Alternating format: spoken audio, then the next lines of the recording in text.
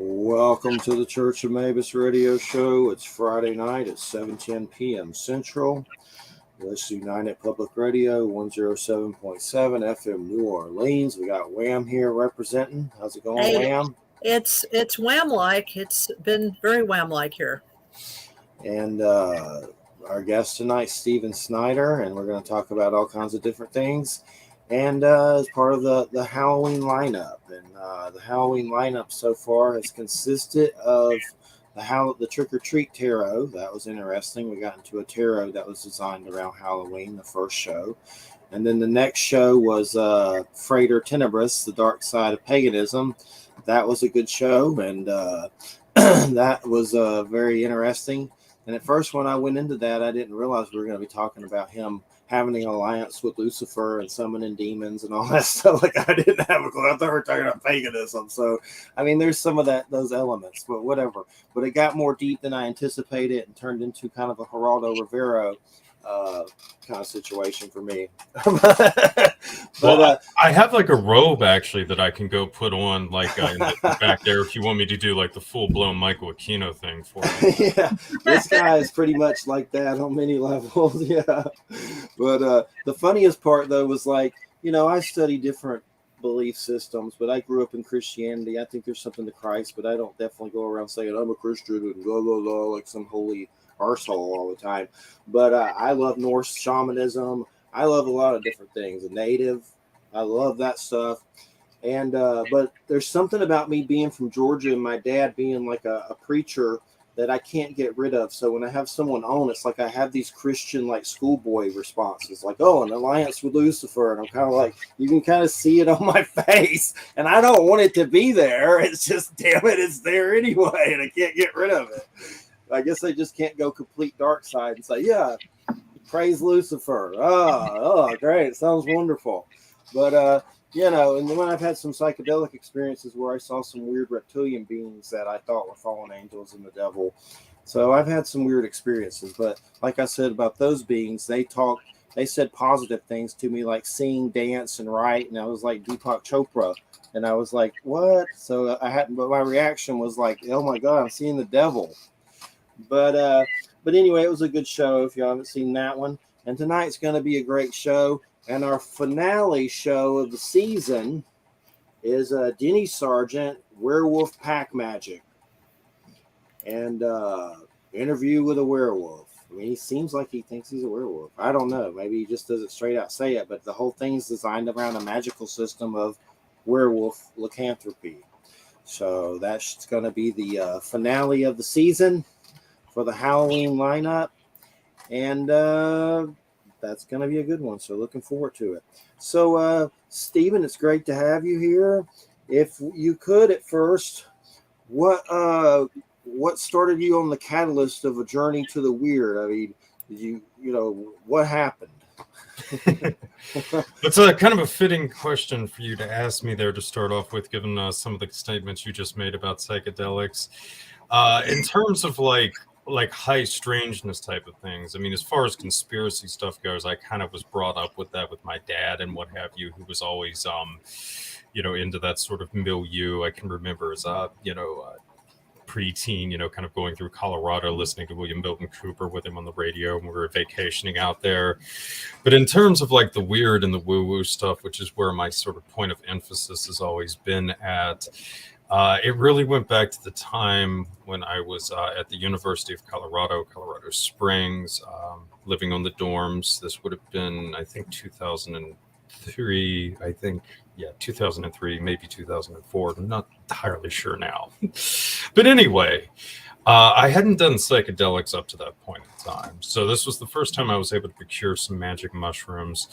Took them at the dorms, like I was saying. And, the first part of that, well, pretty much most of the trip was, pretty standard thing. You got like some trails, some colors, all that good stuff. I mean, it was all pretty groovy and what have you.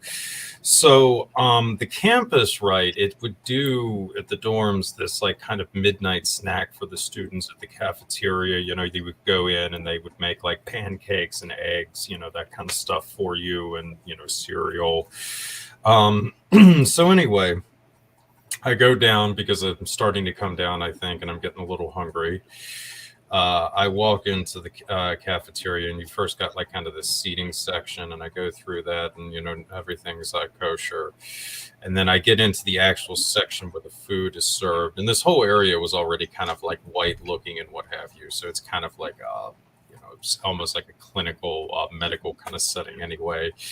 But when I walk in there, it's like covered in smoke, like there's a smoke machine or something in there. The lights are kind of dimish, and I'm like looking around, and there's like all the different kind of islands and stuff with the food on it that the students can go up to and get stuff. And then there's like the wrap around where they can go and get their trays and load up on stuff, and they're going around doing that type of thing. And then in the midst of all this are these like 7-8 foot tall gray aliens, and they're just like casually walking around, monitoring stuff, looking around at people and that kind of thing, just observing everything. And I'm just staring there like, oh, wow.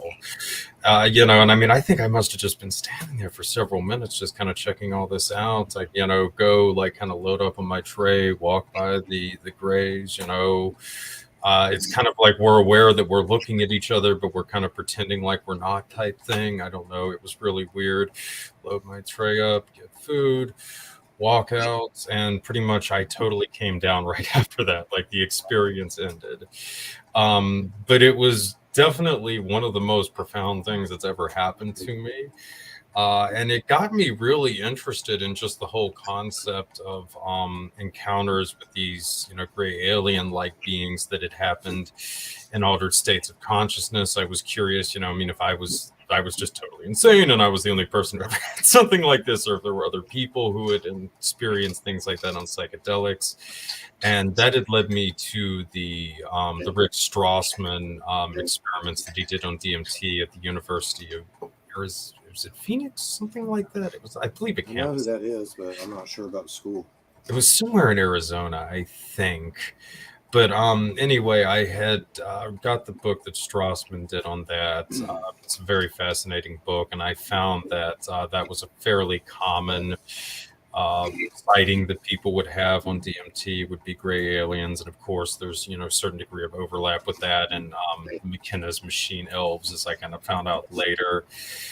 So it was, definitely a rabbit hole. And then from there, I had actually kind of started looking into the remote viewing stuff, because I think just in, random internet searches, I had seen that several of the remote viewers had also reported seeing gray aliens when they were in kind of their altered states, traveling, around the galaxies and the Earth and so forth. So, that was all very fascinating to me, that people had reported having these encounters with these beings in these, kind of altered states of consciousness. And then also that there was kind of a dark side to this, a physical, reality to it that was pretty nasty. And that was cancer, actually. I was really disturbed to see in the Strassman experiments that a staggering amount of the people in it had gotten cancer. In fact, I think it was after his wife, if I remember correctly, had contracted cancer. He had to shut down the DMT work that they were doing. And that was the same thing with several of the remote viewers. A couple of them had also succumbed to cancer, or had developed it over the course of working on, Stargate and all the other variations on that. I know the the one that they was really celebrated, the remote viewer, the guy that died in like the early to mid 70s. I can't remember his name now, but he was one of the first who had died to cancer. But there was that sort of like dark side to this as well. So, I mean, it did seem like that it could affect you on a physical level as well, and not necessarily in a positive way at all times. But, from there, that had really kind of opened up like a whole new world to me, and a different way of looking at the world in general. And that had really set me off in exploring a lot of the, kind of woo-woo weird stuff. And that's interesting about cancer. Well, one of the big reasons I do the show and the WAMSAT experiences, but I had, like I said earlier, testicular cancer, and then went through chemo and all that crap. And then a few years later, my dad died. I started to have a lot of different experiences, from UFOs to every house I moved to seeing different beings, some cloaked beings in the woods around a black box, some reptilian type beings that seem like holograms or holographic, and they look like Mayan gods. To different things, and under different states of consciousness, but a lot of them sober as well. I saw sober two beings of light leave my house and fly into the heavens as if they'd been in my house and flew through the roof and went into the heavens after something told me to go outside and look in the sky above my house. But one of the things that I started thinking about when you're talking about the alien gray experience, I was doing Christina, my fiance, she was doing a hospice care for a grandmother and who was passing away. She's passed away now, the grandmother. But I had this situation where I would let the white light of the sun fill my body, usually on pot or whatever, and just kind of like close your eyes and let that white light fill you at a window or outside. Then I went back in that house and I saw a gray alien standing over the old lady. It was kind of like astral, and it saw me and it reacted. And also, Christina saw one standing over me when I was sleeping late at night. So I'd always said I've never seen a gray, and every time I heard a gray story expressed disdain, but I finally saw one. And it was like the way it reacted was like, like it was surprised I saw it. It was almost like the sun gifted me with sight or something, and I could see it. But it was standing over the lady that was passing. And interestingly enough, a lady from the network, Michelle Disrocher, said there was she's been on all kinds of shows, that there was a portal there and grays going back and forth and weird stuff. We had a glass explode. So a lot of different experiences. But it's interesting about the gray thing, because when I saw them, it was kind of like they were there for some reason. I don't know if it was good or bad or what it was, but it's like you kind of just get a glimpse of it, and it's kind of shocking. Yeah. When you see them and the way it reacted and everything.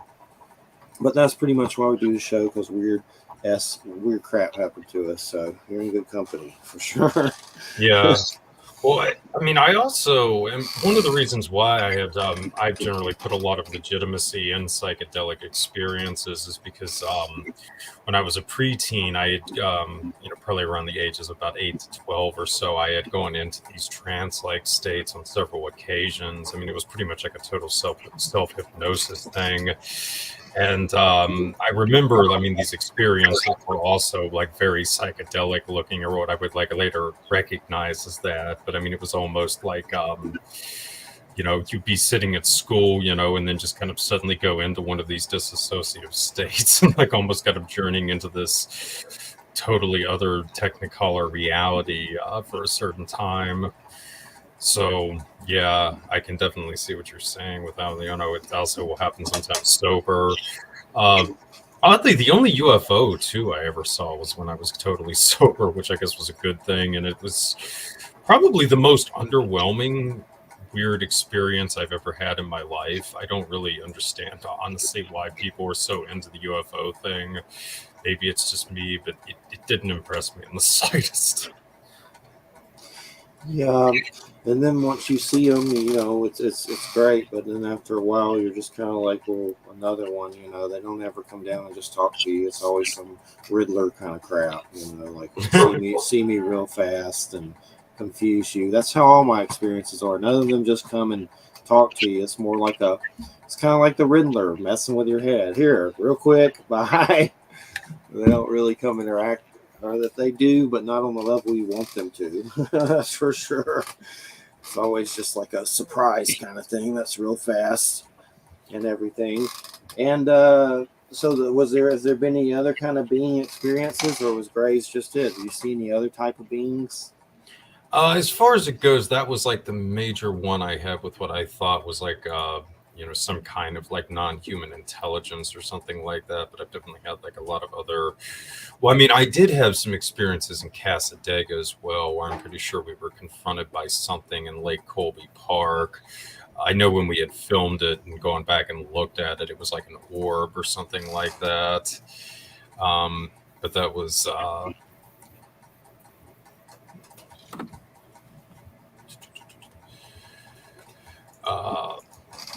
Sorry, I was distracted there. But anyway, the It was in Lake Colby Park, right? And it was like kind of a nutty thing. We had snuck in there. You're not supposed to camp in Lake Colby Park. Yeah.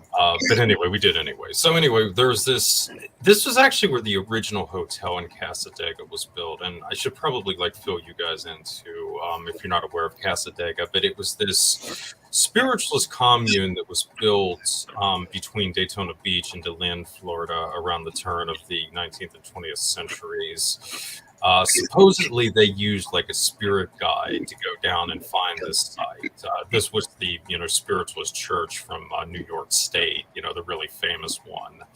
So they set up this original hotel for members of the church and other visitors and so forth. And it burned down around 1920, and it was quite elaborate too. It had all these like wonderful gardens and stuff. And I mean, you can just tell from the ruins there that some of the materials were just really first rate. And there's not a lot of information available either about like what exactly happened to it. I know I spent a fair amount of time going around with like locals trying to like find out the details of it, and nobody really knew.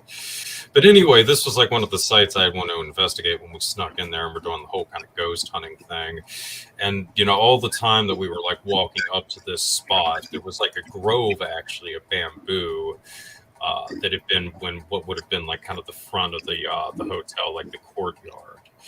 And the grove had always struck me as being a really weird spot. So we were heading up to this area, and the whole time, walking to it, which was about probably a half a mile's trip or something like that from our campsite, it was like the trees were wrestling from like the top. Something was shaking them on the one side. And when we got into this grove, I mean, it was almost like something was running around like on top of the tree line. And then suddenly, like, there was just this force that you could feel coming down like directly towards us. And the guys I was with like ran away. And I stood my ground, and I can just feel it coming directly towards me. And then at the last minute, it pulls up. Like I said, we were able to film that, and when we went back and looked at it, I mean, it was an orb basically that you could see coming down from the trees and then zooming upwards. I mean, it was just nuts. Nice. That's a good one. I've had some orb experiences. One of my big ones, I saw these triangle craft over some power lines, and an orb came out of them towards me and a friend. Like it came out of the ship, the orb. I don't know if it was a probe or an alien. I don't know what it was, but I've had shamans on that say that the dead can travel in balls of light. So that's pretty interesting to think about as well. Well, there's another kind of interesting trivia about that too, is that there was a kind of a Lovecraft connection to this as well, which nobody ever really remarks upon. But Lovecraft's literary executioner, R.H. Barlow, actually grew up in DeLand. This was like where his family home was, and Lovecraft used to come down in the summers to DeLand to visit him there. And the whole thing was really weird because Barlow was only a teenager at this point in time, and apparently I think Barlow's dad had built like a shed or something like that on their property for Lovecraft and Barlow to spend the night in discussing literature or something like that. So there was that sort of interesting backdrop of Casadega, the spiritualist commune, being there, and Lovecraft shacking up with this 14-year-old boy in a shed to, talk about the old ones or something to that effect. That's odd. That's just odd. When you put it that way. Lovecraft was an odd dude. He was just odd. Hopefully he wasn't a Yeah. But I find that fascinating that he was right there next to Casadega for so many, during these summers, and nobody's ever really remarked upon that, because I know there's always that kind of debate about how much exposure Lovecraft would have had, occult, works and things like that. But it's like, if you've been to that kind of region of Florida, I could see like around this like time frame, the 20s or something like that. I believe it might have been an appealing thing to go take a day trip to, I guess. So who knows? Florida, that's where I am. Florida. Florida. So Casadega's in Florida, right? Is that where it is? Okay. Yes. Cool. Well, I noticed you were talking about Wisconsin. You're having a Wisconsin death trip. Let's get into some of those topics with and some of the things that you had mentioned, Neil Gaiman. If you want to start with some of that stuff, what was the place called in American Gods again? Was it Dome of the Rock or something House like of that? the Rock. Yeah, House yeah. of the Rock. Always meant that's a real place, isn't it? Oh yeah, yeah, yeah, yeah. Yeah, it was kind of interesting because Gaiman was like the first time I had even been exposed to the whole concept of like power places and things of that nature. I mean, this is back when I had read American Gods initially. I think this would have been like around 05, 06, like not too long after it was released, like maybe a few years afterwards. I'd really gotten into him because I was into dark fantasy at the time, stuff that like Clive Barker had been doing. And then I think from there I read Neverwhere and just totally fell in love with it. And from there, American Gods. And he makes, it's not just House on the Rock, but Wisconsin is a huge place in the whole novel. And I remember thinking at the time, why of all freaking places would you choose Wisconsin, right? I mean, it's, Well, actually, Wisconsin has like a very active indigenous history. There are like tons of mounds and petroforms and crap there. Oh yeah, well that's what I've come to learn. But again, you got to remember this is like back in 04, 05 when I didn't know anything about any of this kind of stuff. I mean, it's actually kind of nuts because I've pretty much been surrounded by this kind of crap like my whole life. I mean, obviously like in the Daytona Beach area, a little further south around New Smyrna, you had like the Timwalkway, and they did these elaborate, seashell mounds and what have you. And there's Turtle Mound, if I remember correctly, in New Smyrna, which is one of the largest. I think it is the largest mound left in Florida. But yeah, Wisconsin is another one with just so many mounds. In fact, I think I've seen some accounts that there were more effigy mounds found in the southern part of Wisconsin than anywhere else in the United States. There's a ton of them. There was like 20 to 30,000, I think, at one point. It's, just driving through there, they're like everywhere. It's insane. And I was only, I was not aware of that at all until just a few years ago. I mean, because I also spent a lot of time in West Virginia and around the Ohio Valley. So I thought I had been around regions with a lot of mounds, but Wisconsin is just, on almost another level with that kind of thing. And also there's kind of the singular mythos as well, which I find fascinating. A bit like the Adena and the Hopewell, that some of the tribes had, the older ones, the Eastern Woodland culture that sort of prevailed there when the mounds were originally being set up. And that whole worldview was really fascinating to me as I started to study it more, because it was also sort of adopted by the Hopewell and the Adena civilizations. And it kind of divided the world into the reality into three separate branches, where you had like the upper world, the dominion of the Thunderbirds and so forth. This would be kind of like the heavenly bodies, this good stuff. Middle Earth, which is the domain that we existed in. And then you had the underworld, the kind of watery abyss that was the dominion of the horned serpent. And then there was also kind of the concept of the other world as well, which was sort of like a twin or an evil Earth that you could access through certain portals and things like that. I mean, it was actually kind of Twin Peaks-esque, which makes me think that Mark Frost and David Lynch were really interested in this kind of thing as well. But these were, a lot of like the really gnarly things that I was uncovering when I was starting to look into Wisconsin. And also was just sort of blown away by how many connections it had to a lot of things that I had grown up around and had studied throughout the course of my life, and how I had been just totally unaware that so much of it did overlap with Wisconsin. But getting back to like House on the Rocks, that was like one of the things that I had wanted to see for so many years, because like I said, I was such a big Neil Gaiman buff. So when I finally had a chance to start going out there, that was high on the list of things that I wanted to check out. And getting out there, it was just such a, gotta like watch my language here, makes it hard. Is it Gaiman? I always say Gaiman, which I know I screw up. I don't know how to pronounce anything, man, so don't take me my neither. word. You're probably right. I mean, I don't know. I could not be. That's why I was just wondering, maybe I haven't been saying it wrong, which would not surprise me. I've just heard Neil Gaiman all my life, like when I worked in publishing and book retail, that's how the publishers pronounced it. So I figured is always correcting me. So we can go with Gaiman then, because like I said, I don't know how to pronounce any of this stuff. My Georgia will mess up some stuff. but yeah, what do you know about the history of that place? I mean, what is it? I see Alex Jordan, who I don't even know who that is, but he made it.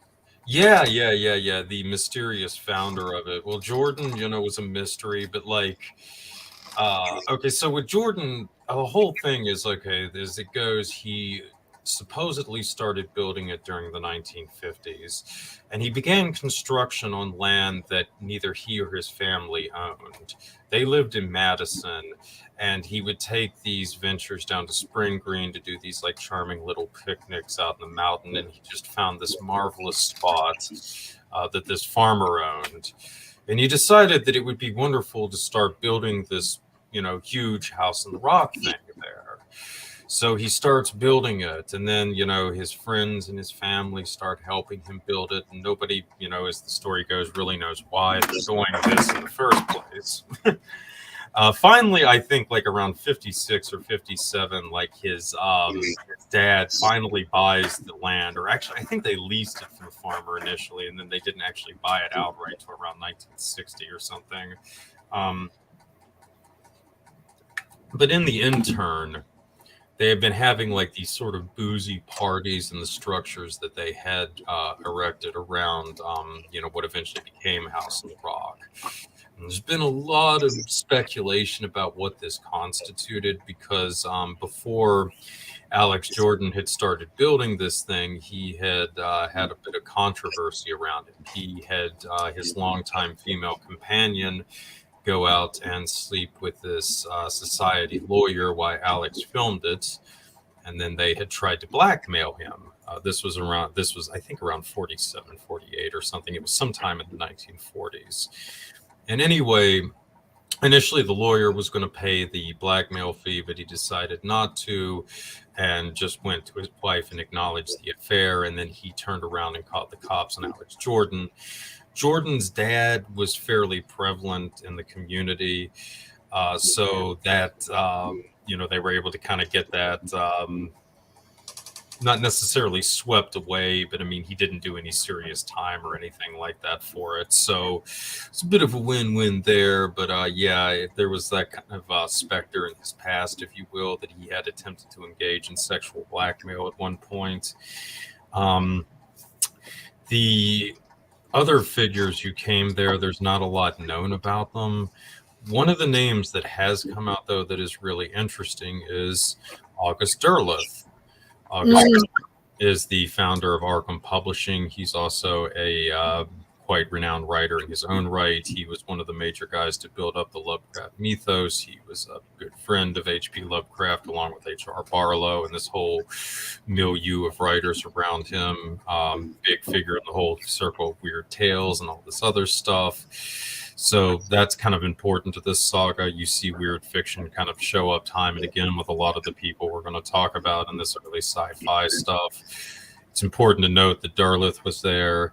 He was also, I don't know if he was a full-blown member of the Fortean Society, but he definitely had a lot of dealings with them in the Fortean Society. The OG one is something that I'm going to be talking about a lot tonight, too.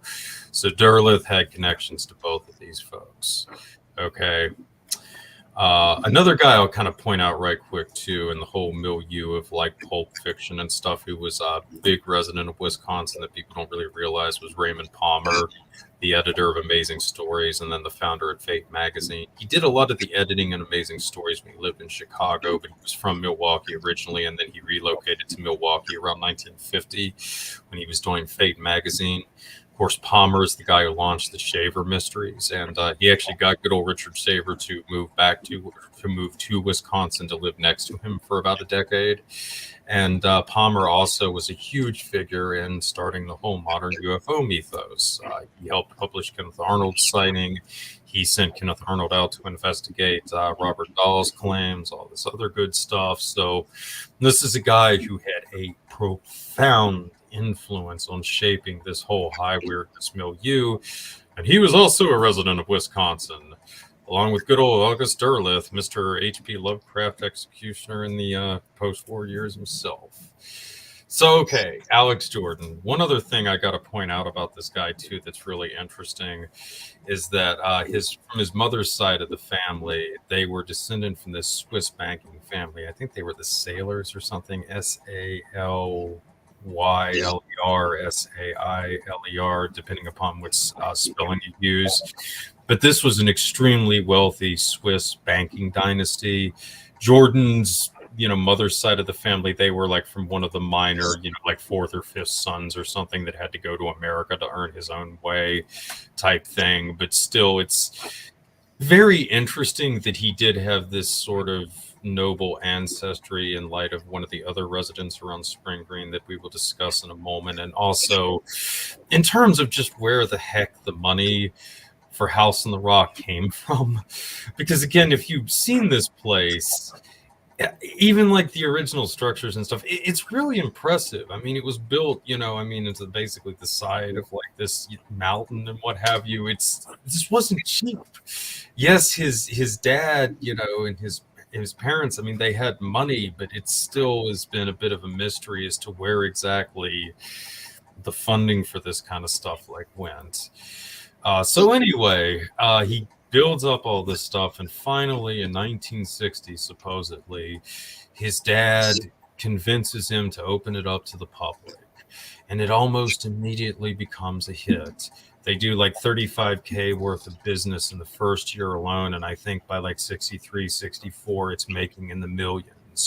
And this is with them only basically putting up like some billboards and what have you across the Midwest to advertise it. Heck, I don't even know if they did the billboards at this point. That might have come later. I mean, the official story is almost like a straight up, Field of Dreams type saga. Like if you build it, they will come kind of thing. And that's more or less what happened. As for the interior, I point out the sort of Catholic lineage of his family because it's almost like a Holy Roman Empire courtroom at times on acid. I think Bosch, Bosch, the guy who did the Garden of Earthly Delights, was definitely a major influence on it. Also, the architecture of the one. Who is the Swan Prince? Wham, do you know off the top of your head? Swan From Bavaria. Oh, doesn't Lavenda talk about that? I believe so. It wouldn't. Yes. Hold on, just a second. Swan Prince, right? Let me. Yeah. I think it was Frederick, maybe, or gosh. Hold on, just a second. But he was known for some really strange architecture as well. That was definitely an influence. There were some other very curious ones. It's not really talked about, but I suspect the Biltmore, the Vanderbilt mansion in North Carolina was also an influence on it in terms of some of the symbolism and stuff in there, and just also the kind of concept, because it's kind of a similar ideal. You build this huge elaborate structure in the middle of freaking nowhere, and then you kind of set it up as like a tourist attraction. Right. Though yeah, I can't find out who it is right off the bat. I'd have to go look it up, but I know exactly what you're talking about, who you're talking about. But my brain is old. Yeah, I'm sorry. There's a lot of stuff with all this to remember. So yes, there is. But yes, so the interior of it is just absolutely insane with like the architecture and stuff. I mean, there's like the infinity room, which almost seems like you're glancing into like an endless array of mirrors for all eternity. It definitely lives up to its name. There is the story Carousel that's in American Gods. And, again, I don't know. I haven't seen when they get to it in the TV show, so I don't know if they show all of it, but the whole room that it's in is just really crazy. I mean, the door that you exit in is shaped like a giant devil's head with like its mouth agape, which is the door that you walk through. You look like upwards, and it's like there are these demonic figures like kind of circling around the ceiling above you and what have you. There's another room that's just enormous that depicts this battle between these giant sea monsters. as sculptures and what have you. And there's also just the really insane use of animatronics throughout, which is something that I've started to wonder and more and more about after I saw The Evil Within and have pondered Five Nights at Freddy's and some of this other insane stuff that's come out in recent years. Five Nights at Freddy's. And there is also the obsession with dolls and clowns. I mean, there's basically an entire section of the House of the Rock dedicated to dolls and an entire one dedicated to clowns. One of the really insane ones, there is just this portrait of this insanely evil looking clown with like a Shriners thing next to it. I would like not be able to go to those places in that building. It's, well, you have to remember too, Wisconsin was literally the carnival capital of the United States at the end of the 19th century. Okay.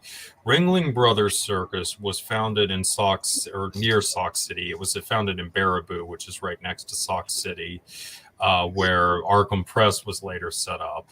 Okay. And then Barnum and Bailey's outfit was set up near the Milwaukee area.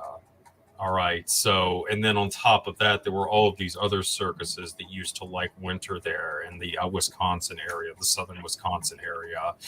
So I don't know if you guys have ever seen Nightmare Alley, but I'm pretty sure like the beginning of the movie when, you know, he's at the circus on the circuit with them is supposed to be set like in Wisconsin, especially the more recent Del Toro version, because I mean, this is like pretty much where all of these outfits were based out of in that time frame up until like the early, like 1920s thereabouts.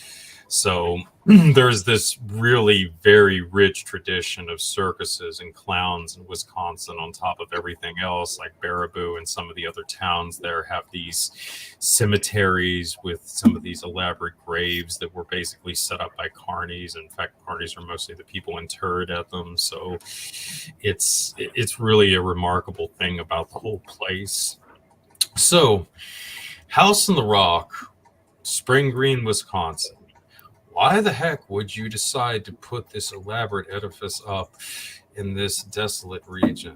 Well, Alex Jordan was not the first individual to be drawn like a moth to a flame to this enigmatic area that has gone on to have a profound influence on popular culture and really the Western psyche by default.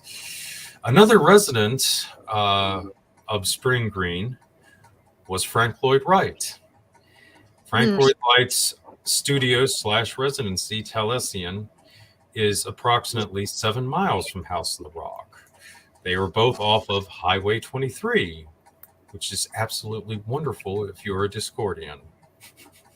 Yes, that's true. That's very true. The synchronicities are abounding here.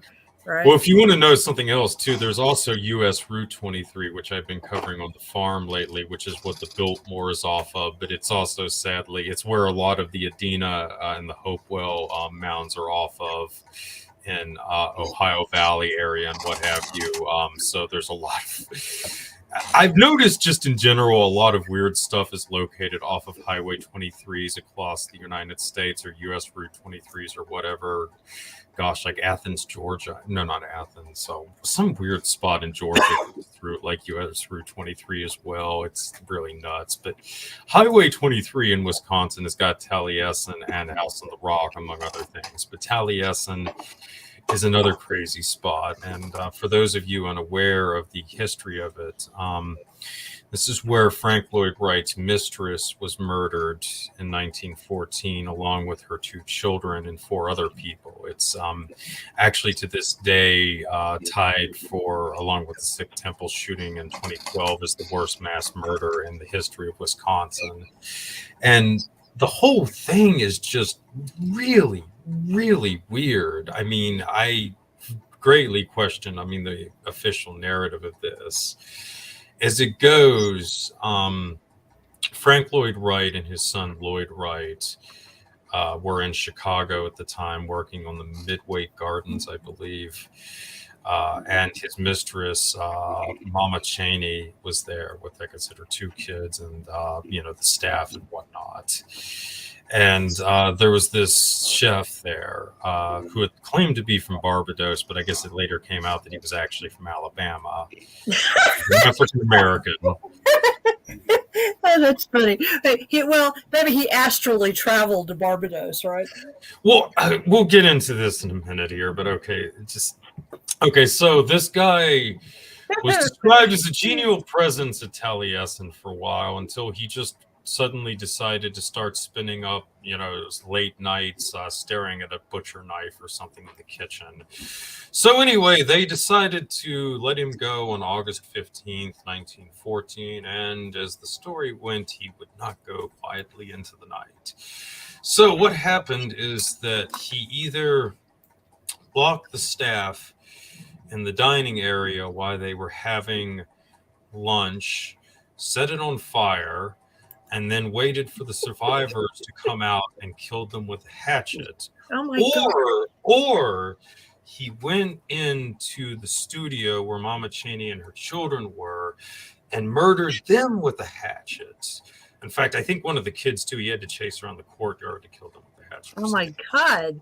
And somehow the Jeez. two groups were totally oblivious to this. It's like, okay, regardless of like which one happened first, like he's either killing a woman and her two kids with a hatchet, and the staff is having lunch and is totally unaware of this going on because, I guess she wasn't screaming loud enough or something. Or on the other hand, she's in the studio with her kids and is totally unaware of the fact that he set the dining area on fire and is then murdering the staff with a hatchet. This is not funny, but yeah, I know. Yeah. It's just like it's not funny at all. But and then supposedly he goes into a fireproof furnace on the residency as it's burning down, and then decides to try to commit suicide by taking hydrochloric acid or something like that. But that doesn't work, and he manages to survive this.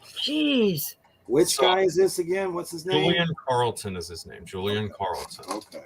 So there's a lot about this that's really freaking weird. So first off, I'm really dubious about him as the killer because, this just screams out like, look at the crazy African American. He just went crazy because he couldn't handle being fired. And it just drips with racism. And certainly Frank Lloyd Wright's uncle, Richard Lloyd Jones, was later implicated in some of the lynchings of African Americans in Tulsa when he took over the papers there and what have you. So I think that there was a strong air of yellow journalism to the rush to try to blame Carleton for the killings, or at least solely with this. I definitely think that there was a lot more to this than what has been officially reported, and trying to pin all of this on Carleton as this, disturbed lone nut is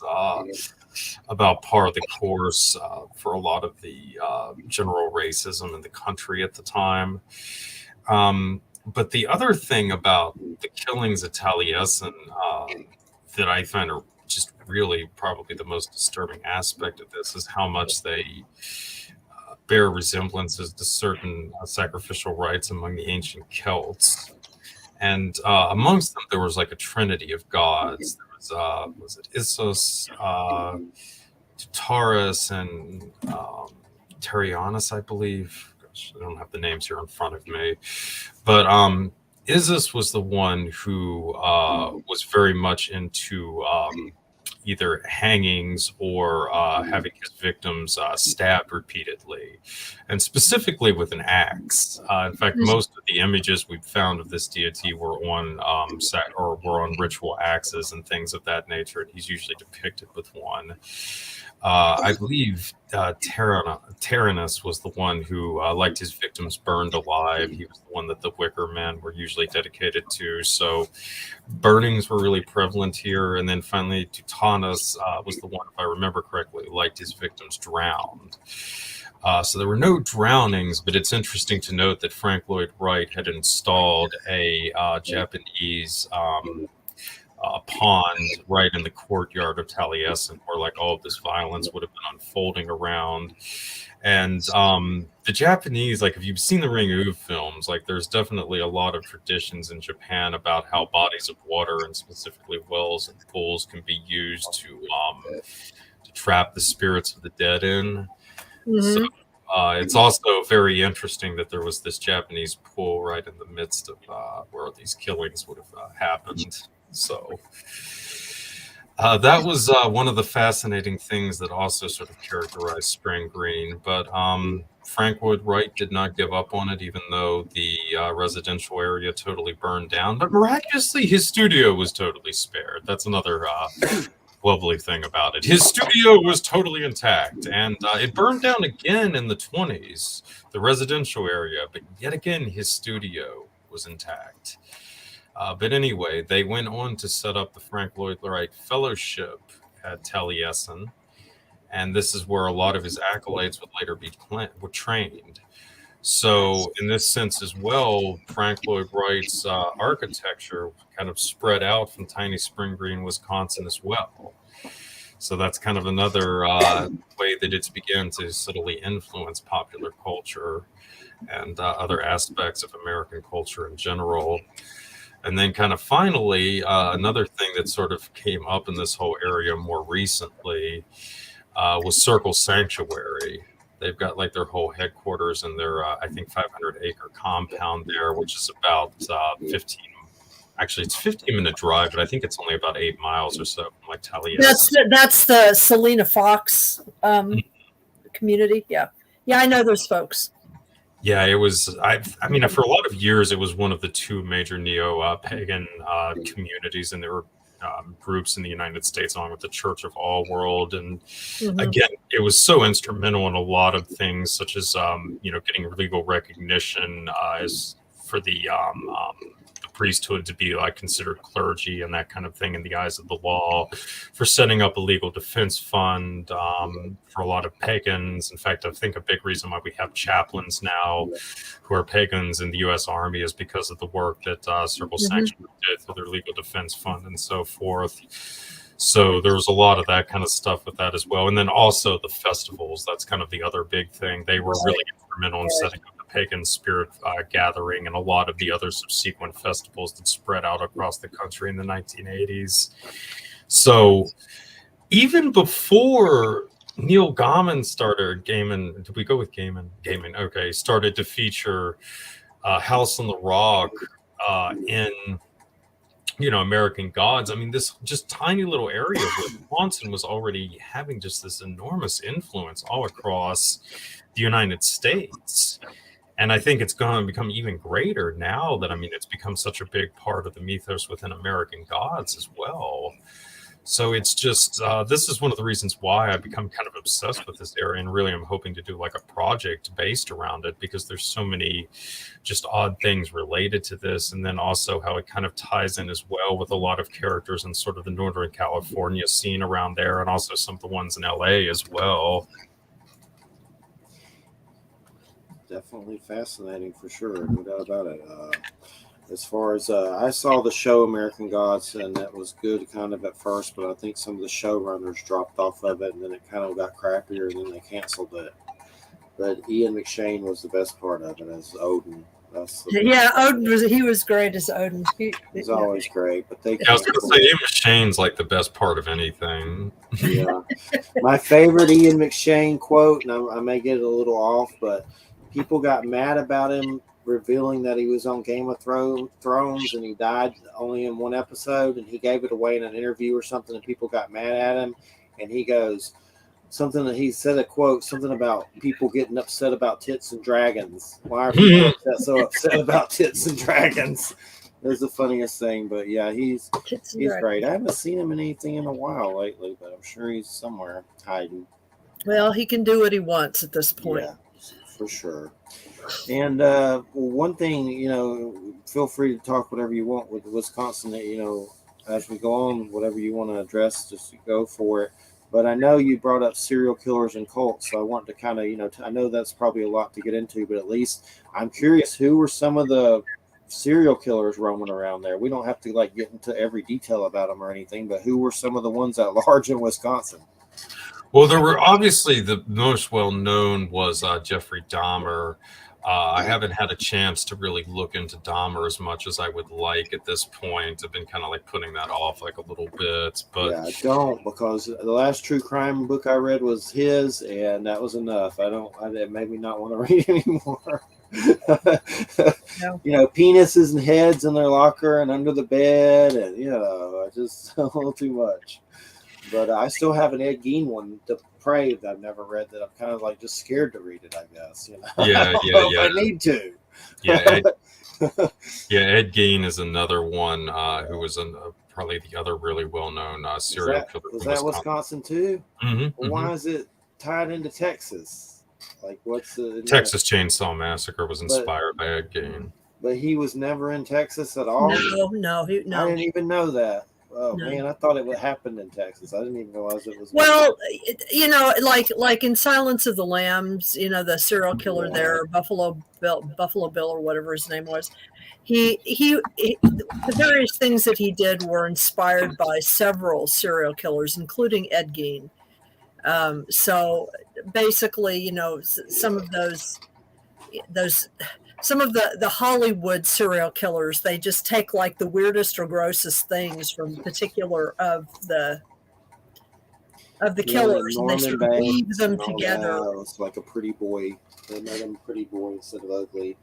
You know. Influence and stuff. I do find it really just, absolutely fascinating, though, that Dahmer's become such a big pop culture staple, like in the last year or so. I mean, you didn't really hear a lot about Dahmer, and then suddenly he's got like not one, but I think 2 separate Netflix series coming out. Or I think they're both out now. Like They're both out. I want to see that, but I've just been, I don't know if I need to. Kind of. I like Evan Peters, the guy from American Horror Story, but American Horror Story is a little too much sometimes too. But I don't know. I may watch it one year, but maybe not. Well, as Jeffrey knows, what you may not know is that I knew a serial killer who, except for the cannibalism specifically, pretty much did a lot of the same kinds of things that Dahmer did. Oh, really? And he's not as well known because he didn't have as many, at least recorded or confessed victims. And this was Bob Berdella in Kansas City, Missouri in the late 1980s. Okay. I think I know. And he kept souvenirs, and he what he did was he held people for longer periods of time, whereas Dahmer, he pretty much had disposed or killed his victims, by the next day. Berdella held on to his victims for weeks, torturing them. Wasn't there something about super glue? Why do I always remember super glue? Isn't there something? I have no idea what you're talking about there, but he might have used super glue. I don't know, but there's only ever been one true crime book that's ever been written about Berdella. Only one really poorly done, overly sensationalistic and very stereotypical about gay men movie documentary that's ever been done about him. And there are a lot of interesting issues surrounding why that is the case. I did a couple of interviews with the guys at Conspiranormal about it, and talked about, some of my suspicions about some of his possible connections or kind of tangential connections to the Franklin scandal, or elements of the Franklin scandal. After I did the first of those interviews, I was contacted by the niece of one of the victims, and she had done quite a bit of research on her own. And she interestingly had come to a lot of the same conclusions I had independently, based on, her research, because she's been able to have more constant research. But it's an interesting question. The question as to how and if certain serial killers are connected to larger groups. You know, I don't think that I don't think that that Franklin scandal was not a cult per se. It was a syndicate, essentially. It was a human and drug trafficking syndicate. But certainly what ended up being exposed, which when I did the first interview, I didn't know about until after I had spoken to the niece and was presented with additional information that has never been made public, was that Berdella was into some weird spiritual stuff that he sort of backed into, which I did not know about. And how if he was connected in some way to any other cult, that I'm not aware of that so much, but I do think that there's sufficient evidence to suggest that he was connected to a sadomasochistic group. Yeah, we'll see in some of this stuff. Well, see, and that's like what I have been, trying to like look at myself. I mean, specifically in relation to Wisconsin, because what really had got my interest with Wisconsin was its links to the purported smiley face killers. Yeah. And specifically, I'm just going with like the research on this that's been done by I think it's Kevin Gannon and like a few of the other ex-cops. I've tried to just stick with that and not like the more sensational accounts, because you get into some of this. I mean, it's like, thousands of deaths are being attributed to it. I don't think it's anywhere near on that like scope or realm, but in terms of the work that Gannon and like the people working with him done, I think it's pretty solid on the whole. And there's a very compelling argument to be made for a few of the regions specifically. But one of the ones that they zeroed in on in both the book and then the subsequent docuseries that they did on Oxygen Network was La Crosse, Wisconsin. And La Crosse is like right there at kind of the border between Wisconsin and Minnesota. And that whole, kind of area around Minneapolis is like also a really big region for a lot of smiley victims. But on the whole, just Wisconsin, there are victims that have hailed from all over the state that have been pretty compellingly linked to the smiley face killers by Gannon and company. So that was something that I was really struck by, especially because of the I think really like the kind of ritualistic aspect of the smiley face killings in terms of the use of water repeatedly. Because like I said before, water seems to be a recurring theme in some of these instances of human sacrifice reported throughout history. And certainly there is sort of this like eerie connection in terms of some of the more recent things that have gone on with, in pop culture, with some of these other things like that. And then also the use of the smiley face as well, which is really interesting. I mean, I think that was probably a reference in some way to like the Glasgow smile. And a lot of this sort of traces back to some dark currents from Northern California and LA that are also sort of tied into this kind of weird milieu in Wisconsin around Spring Green and Madison and what have you, bizarrely enough. But I'm trying to figure out like the best way to sort of present this in the most coherent fashion. But to me, the sort of like next figure you would have to like start to look at to kind of like make these two connections would be George Hiddell, who is a guy that's been linked as a primary suspect for the Black Delilah murders. And specifically, he was linked by his son, Steve Hiddell, who was a retired LAPD police detective. He's written at least 3 books now on the possibility of his father being the Black Delilah killer. And it's very compelling, especially since at one point he was able to acquire recordings that the LA district attorney had done of his the home that he and his family had occupied in the late 1940s. And essentially his dad all but acknowledged the murder on these recordings. So that and a lot of the other stuff he's compiled really makes for a pretty damning case. But the thing about this that's really weird is that Steve Hiddell believes very strongly that the Black Delilah actual murder occurred in the house that they were living in.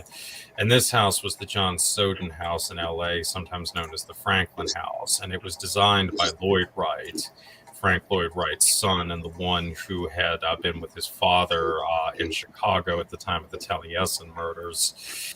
And I find that in and of itself to be rather curious, that there seems to have been, these two very ritualistic murders that unfolded in both residences that have been designed by the Wright family.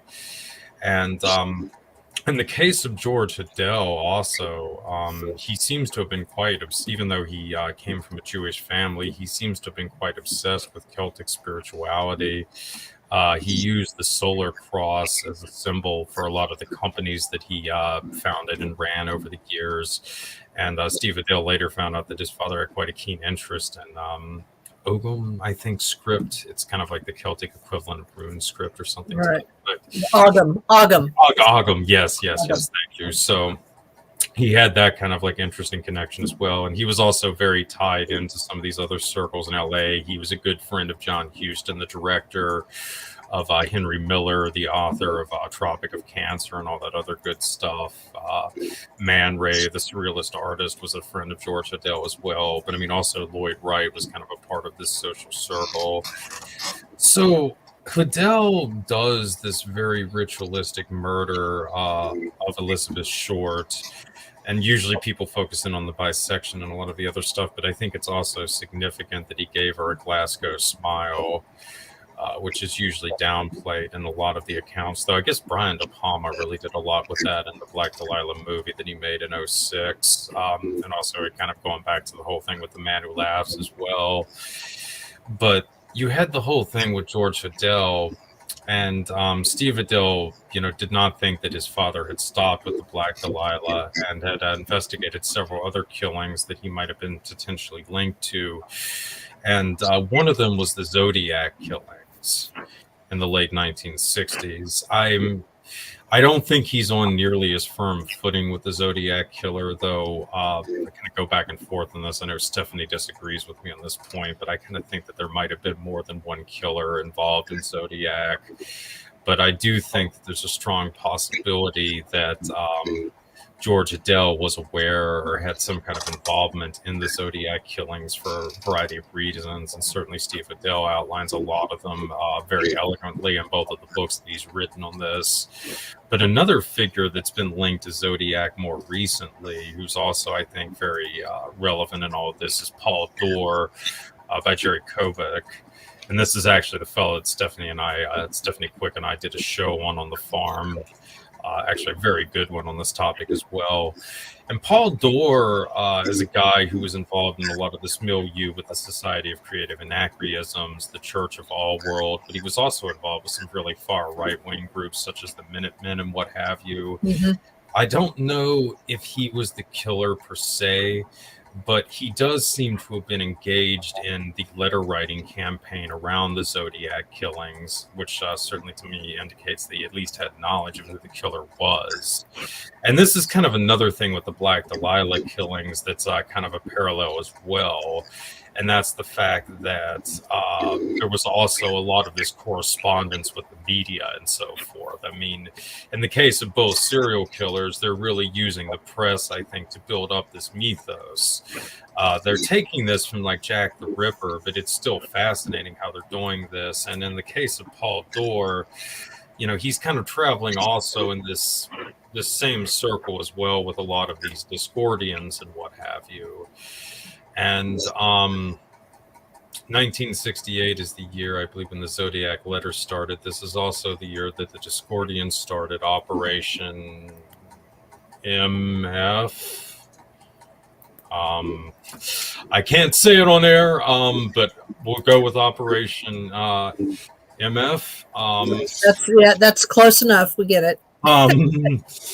So anyway, Operation MF involved, among other things, writing letters to these different publications, trying to gaslight them. You'd write a letter to Bill Buckley and accuse the head of the John Birch Society of being an agent of the communist conspiracy. And then you'd write to Bob Walsh and accuse William Buckley of being a member of the Illuminati and all this other good stuff. So there's definitely, I think, elements of all of that, like in the Zodiac letters. And also with Paul Dorr's connection to Church of All World and also Circle Sanctuary. He was writing correspondences pretty regularly to their newsletter by the 1980s, and I think as far back as the 70s. There was a tie to this neo-pagan community as well. And there was kind of this element of this druidic stuff that kind of runs throughout a lot of this.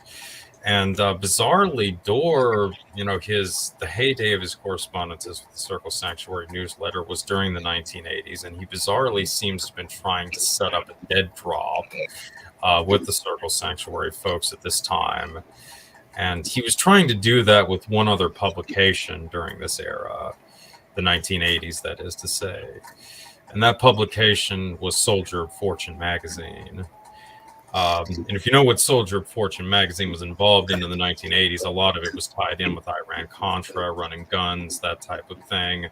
And again, Paul Dorr had been a Minuteman during the 1960s. They were also heavily implicated in arms trafficking and all that kind of good stuff. So Dorr seems like he had some pretty militant ties.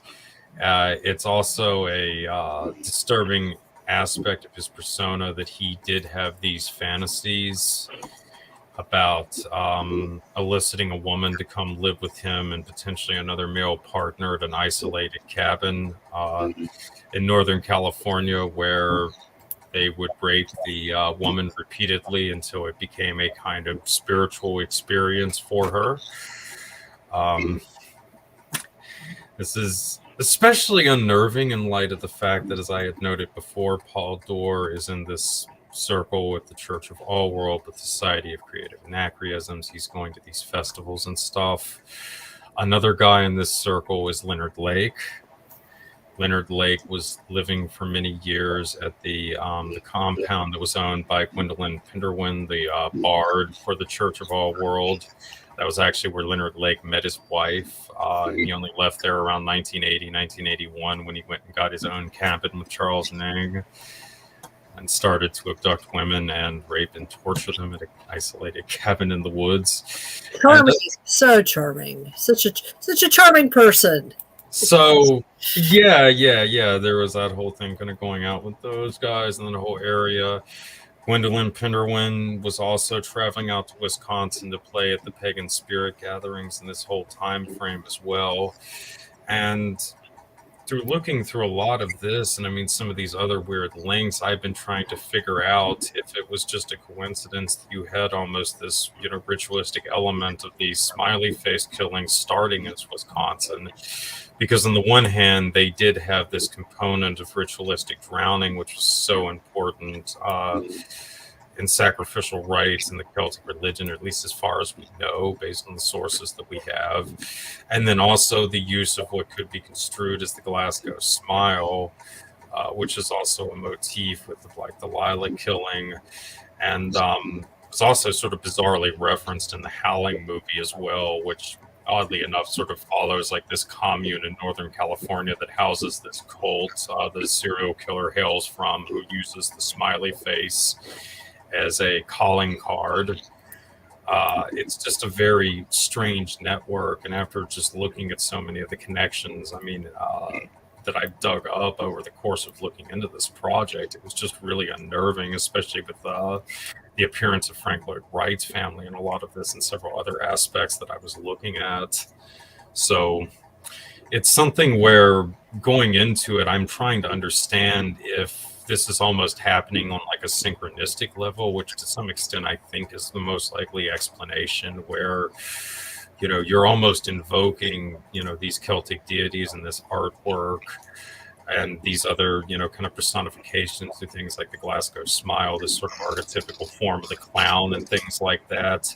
And you're doing it in a region, especially when it comes to like carnivals and stuff like that, where this, there's already a lot of this energy there because of the strange history of Wisconsin in this regard. And is it manifesting in this kind of dark form? I mean, certainly that kind of seems to me the case in California as well, which is another region that has its own peculiar history, which has its own sort of arcane shrines built in. And this is just something that, I've really become fascinated with. And definitely it does, I think, give like a different perspective on just how some of these sites, these seeming tourist attractions really have become places of power, kind of getting back to Neil Gaiman in the American landscape. And they've really become a kind of distinct form of an American shrine or holy place. Yeah. What cults are there? What are some of the cults? Well, I mean, I don't even know if these cults have like names or something like that. Just a cult in general, like a church. Yeah, well, I mean, I don't, because I don't want to throw shade necessarily in groups like Circle Sanctuary, Church of All World. I mean, I think there were individuals who were sort of operating on the outskirts of these more reputable organizations, trying to draw the more extreme members into this kind of netherworld that they were operating in. It's kind of like the same thing with George Hodel and this kind of like avant-garde, art community that he was active in Los Angeles during the time of the Black Delilah killing. Again, I don't think that necessarily everybody was involved in this scene was privy to it, though many of them probably later became aware that he was involved in the killings in some capacity. But I don't think that a lot of them at all would have approved of this, and he does seem to have been shunned by a lot of this community. I mean, certainly he left, LA for a variety of reasons in 1950. But, these are very fringe communities. I mean, I don't know that they necessarily go about like having labels or something like that. It's more like I think you look for their modus operandi than their actual names. I know Neil Gaiman did some great Norse comics where they drew the Norse myths and stuff, and he, I guess, put them in comic book form. And then he just came out with some kind of book that rewrites the Norse stuff. I haven't read it. I have it, but I don't know exactly what that entails. But something to do with the whole Norse myth, kind of written by him. He took some of the most famous of the stories, and he sort of rewrote them in a modern vernacular. Is what he did. Does it suck? Is it good? I haven't read it. They're good. They're good. I mean, they're good stories. I prefer I think he's just trying to introduce a lot of the characters to a modern audience. Okay. It's like the different translations of the Bible, right? Like, I mean, a lot of people have moved on from the King James version, to like more contemporary translations of it. It kind of seemed like that was almost what he was trying to accomplish with the contemporary Norse translations he was doing. He was trying to put them more in a language that would be, more easy to comprehend by modern audiences. I'm not sure if the comic is just the original. Well, they're not really translations, even. They're actually retellings, and I think, and I think what's important to understand about that is that when we think of like the Norse myths, okay, what we have of them are these written documents, either in the prose or poetic Edda. However, I think it's probably more than true that these were just the written stories that survived, and that there were probably hundreds, thousands of other myths and stories that were told about these various deities, and the ones that survived are not necessarily the most important ones on the ground, but they were the ones that the literati of the Vikings. We forget that that Viking courtly society was a literate society. It was an aristocratic society. The whole Viking milieu had been completely reorganized by Harold Fairhair when he attempted to, this was sort of at the height of the Vikingness, when he decided that he wanted to get all the goodies of Norway for himself, but he also wanted to sort of create a kingdom to protect the Norwegians and his goodies from the Christians that were coming up from the south. And so he began to organize what he hoped would be a pagan Norwegian state, essentially. This was before they were called Norwegians. And in his court, developed this literary tradition, which is what the prose and poetic Edda eventually came out of. What ended up happening was that the Christians got in anyway, And a whole bunch of those people, in order to escape the Christians, moved to Iceland, and they took all that stuff with them. Okay. And so those are the myths that we know, but we know that there were more myths on the ground. We know that there were more stories. Some of them have been preserved in certain forms in folklore. In fact, if you want an excellent book that gives you sort of a different flavor of this kind of stuff, there's a book that's called The Turnip Princess, and it's a collection of Germanic, and Scandinavian folkloric stories that the Grimm brothers rejected.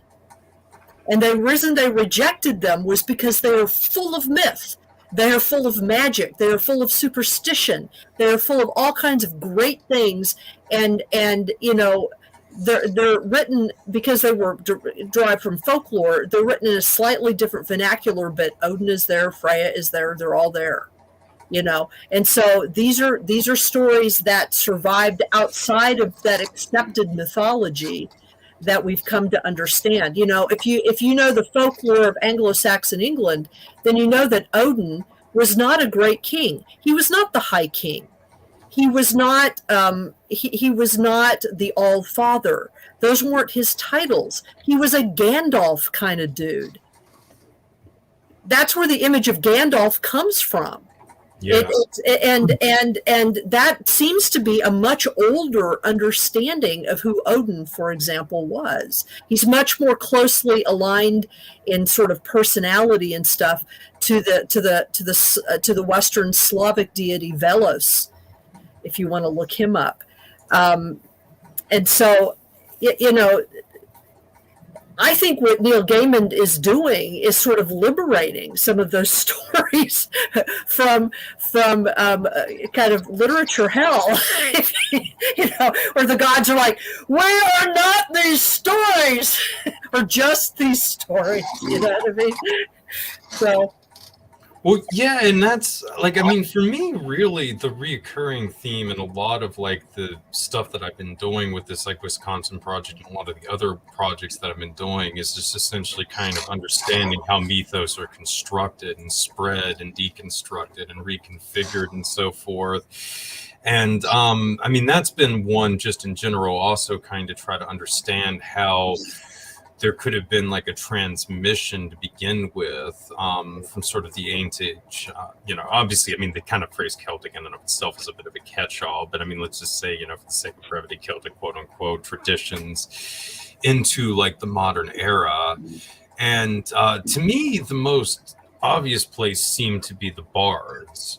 Because, I mean, from what we know, the Romans have pretty thoroughly exterminated the Druids and a good chunk of the warrior class, who also had religious functions. But the bards fared a little bit better. And you see, I think, a lot of the preservation of, you know, some of the old traditions initially, like in the epic poetry that you started to see appearing around like the Middle Ages. And then later in the child ballads, especially, that started to crop up like around the 14th, 15th century and so forth. Because, I mean, some of them, like I think it's Willie's Lady and a few of the other ones, I mean, they're almost like outright recitals of like magical spells and things of that nature. A real famous example of them would be like Scarborough Fair, which Simon and Garfunkel did like a popular version of during the 60s. But they had that whole chorus, you know, parsley, sage, rosemary, and thyme. Right. You know, a lot of people kind of wonder like why they keep, you know, mentioning the herbs in it. But I mean, this is like probably remnants from when these were like actual recitations of like spells or formulas for like herbal remedies and things like that. So it's really fascinating, I think, where there is sort of this evidence that there was a kind of transmission point from the ancient tradition into the modern world. But specifically, it did come through this kind of form of art, really. And with it also this kind of myth making, and that seems to have just shown up so much time and again in all of this like research that I've been doing.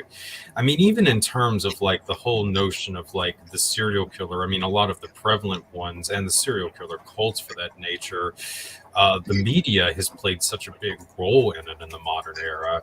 I mean, this really goes back to Jack the Ripper and the letters, especially that he sent out to the press. And I mean, that almost gamemanship that he had with the media and these, just very bizarre, ramblings that he would have in them. And this was also the case with the Black Delilah killings. The so-called Black Delilah Avenger, who was probably George Hodel, sent letters to the press. The Zodiac Killer also made such good use, quote unquote, of letter campaigns of the press. I mean, he was really able to almost shut down San Francisco at one point because of some of the threats that he made in these letters. And then on top of that, I mean, just the whole perception of like the serial killer cult. It's actually gotten a lot of mileage over the years out of various Discordians. Of course, there was sort of the meeting between Carrie Thornley and I know at least one other figure involved in the early Discordian Society with the Process Church. New Orleans back in the late 1960s. So there was that. But then later, I mean, obviously Adam Go-Rightly actually wrote a rather good book, The Shadow of St. Susanna, on Charles Manson, that sort of went into some of this. Sandra London has done a lot of her research on this kind of thing and has mentioned it in some of her books. Joseph Matheny, the creator of Ong's Hat, actually ran an arc that was based around the whole concept of a serial killer cult around the process with Manson too. I had Timothy Wiley on. He's passed away now, but he's been on my show before. They did the whole revival with Genesis P. Orridge and what have you. Yeah. He's got some weird books from Inner Traditions where he says that fallen angels were redeemed and came back and incarnated as them. I think it's pretty weird, but I know he's on that Hamilton's Pharmacopoeia doing some kind of drug. I don't remember which drug it was. But it was PCP, actually. I remember it. Yeah, it was a trip for sure. Yeah, no, I thought that was crazy. I mean, I can see why, because of it's just its total disembodying effect on people, which I think is exactly what he was trying to tap into with that. But yeah, it's definitely a pretty horrendous experience, though, if you don't know what to expect from it. Yeah, I've done DMT and enjoyed it. It's been a while. It's hard to find, but when I did DMT at one point, I saw weird writing on the wall and walked up to it and was like, what the hell? Like you would see strange writing on the wall and things like that. But that's a good one. I like the short ones. The long ones are too much. But one thing, I don't know if you've ever given any thought about this, but I thought about it for a minute. Jack the Ripper and H.H. Holmes. I've had Jeff Mudgett on that's related to H.H. Holmes and Herman. I forget the name, Herman Mudgett or something. Yeah, something like that. But I don't know how I feel about it. But he does say some pretty interesting things about like finding Holmes on the ledger for London or Britain or whatever. But have you ever given any thought about that at all? It's pretty interesting, but I don't know if I believe it. It's just I've thought about it. I didn't really see especially compelling evidence either, but there is a weird thing about that. Well, there's a couple of weird things just in general about that whole era around the 1893 Chicago World Fair. But like, I think it was in 1889 in Chicago, there was this club that was set up called the Whitechapel Club. And initially, it had been started by the press, but it eventually brought in a lot of Chicago high society types. But the Whitechapel Club was totally dedicated to Jack the Ripper. In fact, he was the honorary president of the society. And like they had this clubhouse, I guess, that was filled with like all these gory statues and like paintings and stuff like that that symbolized like or represented all these different murders and things of that nature. Yeah. So they had this bizarre society that essentially celebrated Jack the Ripper and supposedly ran all of these pranks and what have you around the Chicago area at the time of the H.L. Holmes killings, which is a very strange thing about all of this that nobody ever really seems to talk about a lot. It's weird. But like the whole thing with the Chicago World Fair that I've kind of wondered about, Frank Lloyd Wright had briefly worked at the Chicago World Fair, even though he later went on to have great disdain for it, though he had seen it a few times. But I've seen some rumors online. I haven't been able to confirm this, but I've seen rumors online that there might be a family relation between Wright and H.L. Holmes. which I do think would be somewhat plausible because I think Holmes did come from around the same area. I'm not entirely sure on that though, but it's something I've been meaning to look into more. But it's definitely interesting in light of things that happened at Taliesin later that Wright was kind of active in that whole area around Chicago at the time when Holmes's murders were unfolding. Yeah, there was some dude that I mentioned to Jeff Mudgett that he got upset about that he'd been fighting with. I'm trying to remember who that wrote a Holmes book. There's a lot of rivalry, fighting, I guess, between these Holmes people. Like it was just some guy, he wrote a book, I can't remember his name, Adam something or something, but I just brought it up. Have you ever heard of this book? And then he's kind of got weird, like I was going to ambush him about a fight that I had no idea about to begin with that he got into. But there's a lot of weird stuff with that. I was just wondering. So, any Nazis in Wisconsin? We're supposed to talk about Nazis, but we don't have to really. But is there any Nazis in Wisconsin? Well, I'm sure there are Nazis in Wisconsin. Wouldn't surprise I me. mean, I'm sure there were Nazis somewhere in Wisconsin, but yeah, that's the one thing I haven't seen that they were an especially huge hub of Nazis in Wisconsin, They're remarkably there, I'm enough. telling you. I mean, they seem to have had like everything else: serial killers, clowns. They had a vibrant industrial scene. They had a resort started by Playboy. D&D was founded there, but I can't find a lot of Gary Nazis. Gygax is from Wisconsin. Who? Gary Gygax, the guy that made D&D, Dungeons and Dragons. Quite possibly. I believe the two founders were based out of Lake Geneva, Wisconsin. Like that's another weird one because it also had the resort that Hugh Hefner set up in the 1970s there, and they ended up with like a recording studio in it. So it was this just bizarre thing. It's like right in the middle of basically between Milwaukee and Chicago. And during the 1980s, like you had the industrial scene that was kind of unfolding in Chicago with like wax tracks and all this other stuff. And some of these guys were, they were starting to have some issues with the Chicago authorities because of all the drugs they were doing and what have you. So they needed a quiet place that they could send them to. And Lake Geneva just happened to have a really nice recording studio right there. So what it amounts to is like Ministry's Plasm 69 album, Nin's Broken album, and some other like really big albums were recorded right there in like Lake Geneva, Wisconsin in like the late 80s, early 90s.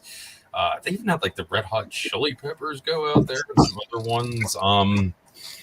Which also raises some creepy possibilities because, again, this is a Playboy resort. And, well, I grew up in Daytona Beach, as I told you at the onset, and I definitely had a lot of people tell me over the years that Anthony Kids had a thing for underage girls who had been around him at the spring break stuff in Daytona back in the day.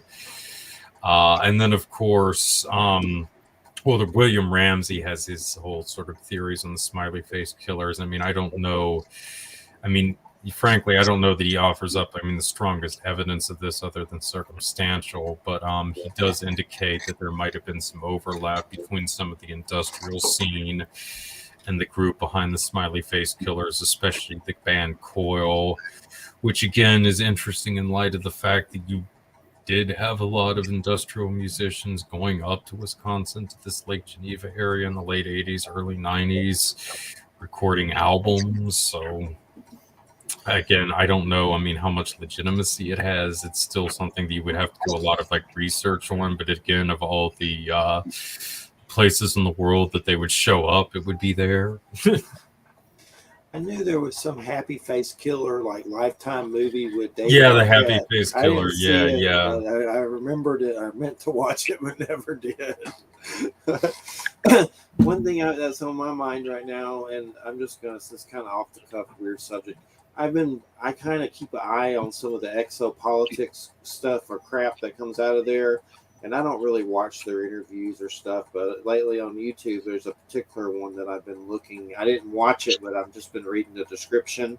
But the story coming out of there right now from Michael Sala is he has this guy on his show. I think his name's actually Jeff. It's not me, of course.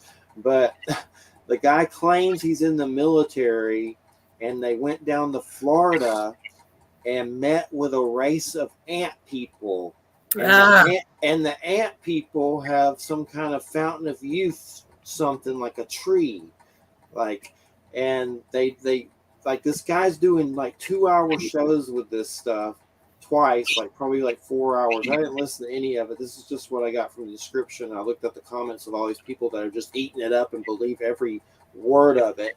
And maybe it's true, but probably not. There's just part of me that doesn't want to believe it no matter which way I go. Yeah, we both know it can't be true because, I mean, the Tartarians are actually who control the Fountain of Youth in Florida. It was like a remnant crash. Doctor Who? Is that what is the Tartarians? Star Trek or Doctor Am Who? I doing it right, Tartaria? You haven't heard about that yet? Sounds familiar, but there's like this... There's this whole subculture and conspiracy theory now that like all of these like major structures, were built by the Tartars, and like they had this massive civilization across North America that we just built onto or something like that. Interesting. I'll have to look it up. Those are Turkish people, Tartars? Yeah, I believe so. Okay, yeah. Like this. Well, anyway, the stuff is with the exopolitics. These people should be writing Amazon erotica with Alien and Bigfoot and making, the come for Bigfoot. Making the big bucks, man. Yeah. But there's also this lady, Alina Dannon. I don't know if I doubt that's her real name or she got it from Lord of the Rings, but she's feeding into it. And they all, like Alfred Weber, him, and just exopolitics. It really is like alien erotic, like just seems like they just make up crap. And I'm someone that's seen UFOs and weird beings, but this stuff, and people eat it up. It just, I guess it just, I don't know what to think of it.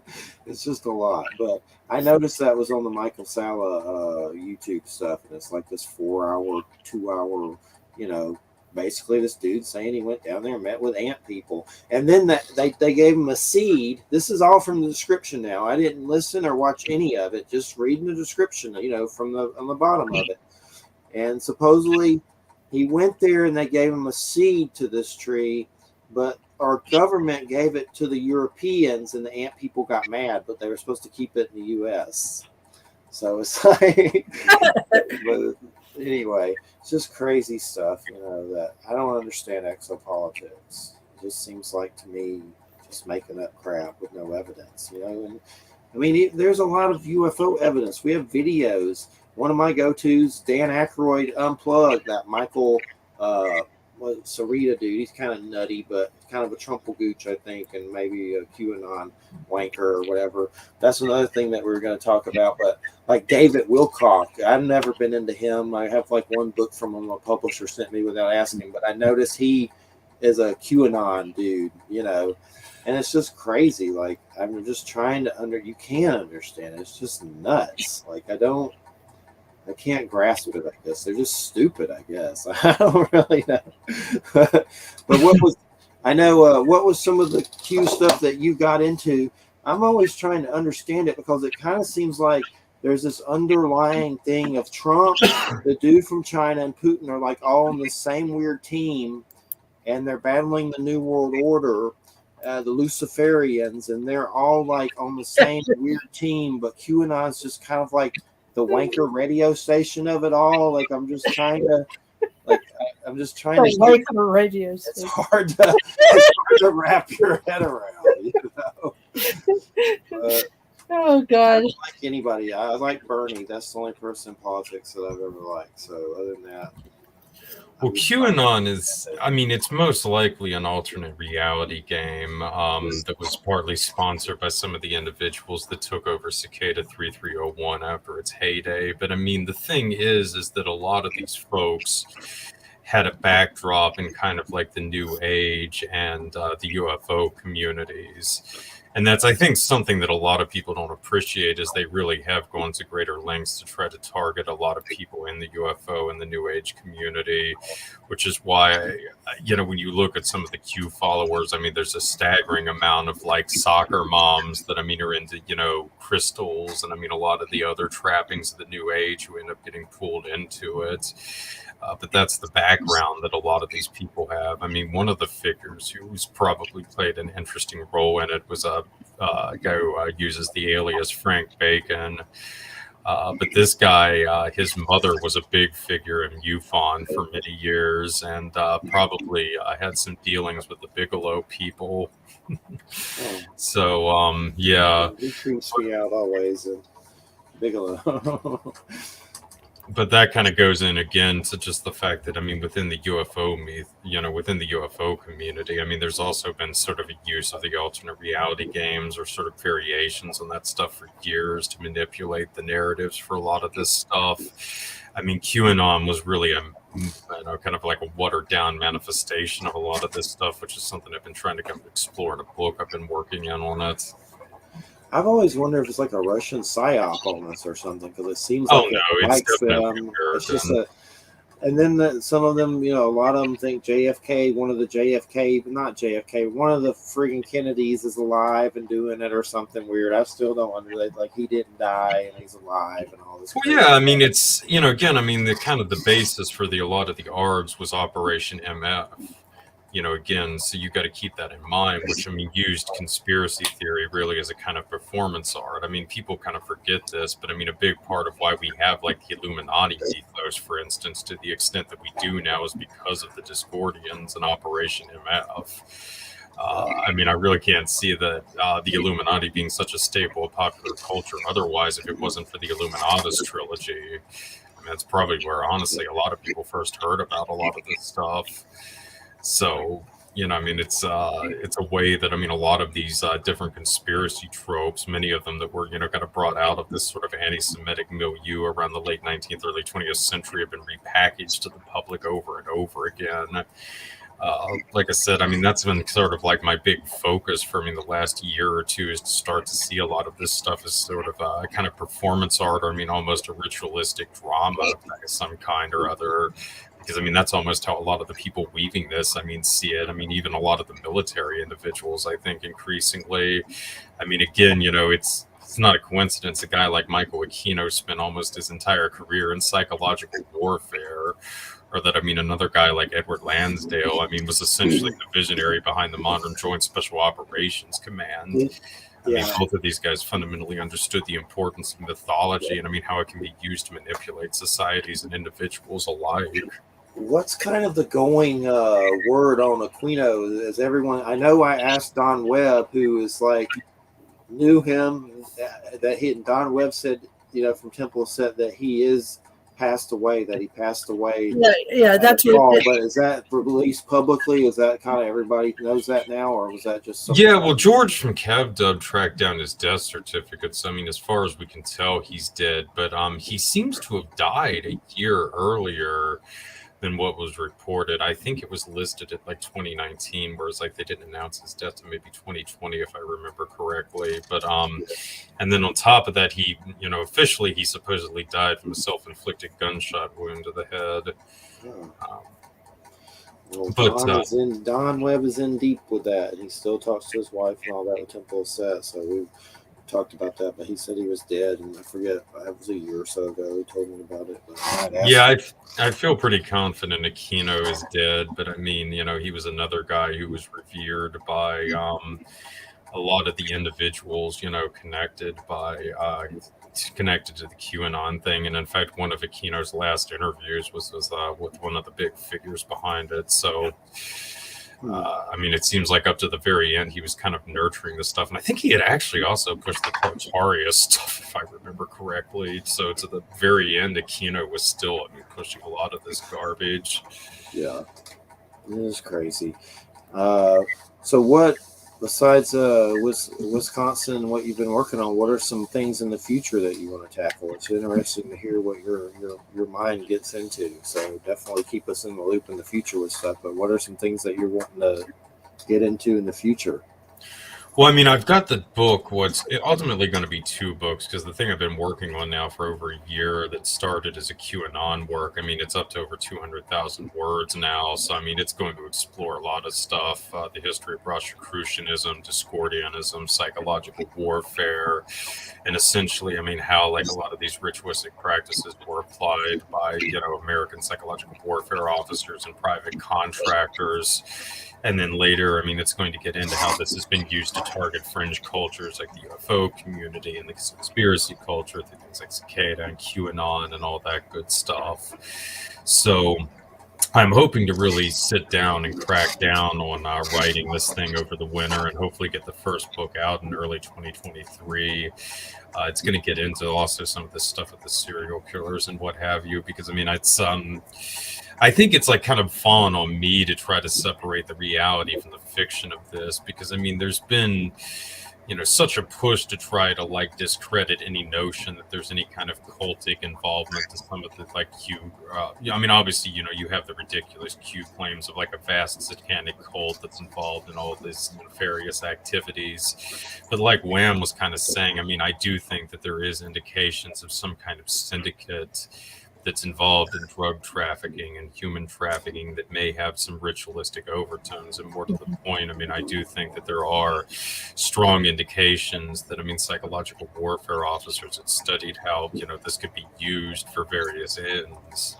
So that's something that I'm going to try to really explore, especially like in the first book. And I mean, really how a lot of this kind of traces back even to things like Rosicrucianism and really the first Satanic Panic as well, which was in France in the late 19th centuries, the good old Leo Taxil days and all that other stuff. So that's going to be pretty gnarly. Like I said, I've also got the Wisconsin project going, and then more recently on the farm, I'm going to be looking at horror movies. Oh yeah, baby. Yeah. Well, I had to find like some weird one too. So I mean, in the next 2 weeks, I got Jimmy Fallon Gong's going to be on twice. We're looking at Halloween 6, The Curse of Michael Myers, and Texas Chainsaw Massacre 4. And then I got JG Michael on, and we're going to look at Near Dark. So that's pretty groovy. But Halloween 6 and Texas Chainsaw 4, that's kind of interesting too, because they both deal with the whole notion of like a serial killer cult. They essentially try to reimagine Michael Myers and the Saul family respectively as like nodes within this like kind of broader network of a nationwide serial killer cult, which is really weird because both of these movies were filmed in 1994. So this was kind of like before this kind of stuff even had like a lot of traction. Yeah, definitely. Well, we got about 5 minutes, and definitely keep me in the loop on future stuff. I could talk to you for a long time. Your voice just is good. It's good knowledge. You can do audiobooks or something. you nail it home for sure. And I appreciate it. So definitely, and I'll have to get those archives for the horror movies and stuff like that. But I know the new Halloween. I just saw Halloween Ends. It's kind of weird because in it there's this dude a young kid that accidentally killed someone. I don't want to give too much away, but he starts to try to make him like a disciple in a weird way. Michael Myers, there's this weird thing, like he starts putting the evil into someone else. So it gets kind of weird. It's not the best Halloween, but I respect that they tried to do something different, you know, with it and everything. That's Halloween Ends. But yeah, it's definitely been great having you on. Give us some links so people can find you. What kind of links you got? Well, you can find me at the Farm's Patreon. That's the Farm Podcast, Mach 2, and just look it up on Patreon. You'll find me there. Subscribers, you get like 2 full-length shows per month, and for all access patrons, you also get the Zoom party and a lot of other goodies, updates on my ongoing investigation, States of the Union. And then I also have a weekly show that's out for free, on Apple and Spotify. Just Google the Farm Podcast Mach 2. That's MACHII. And you can find me there weekly. Like I said, I'll have there's upcoming Halloween episodes, and then I'm also the author of A Special Relationship, Trump, Epstein, and the Secret History of the Anglo-American Establishment. And was it Strange Tales of the Parapolitical, Post-Wars, Nazis, Mercenaries, and Other Secret History with Frank Zero. And like I said, I will hopefully have the 2 upcoming books that will be finished in 2023. But for now, like I said, definitely check me out at the Farm Podcast and those 2 books if you're curious about my latest works. All right. It's been a great show. We appreciate it.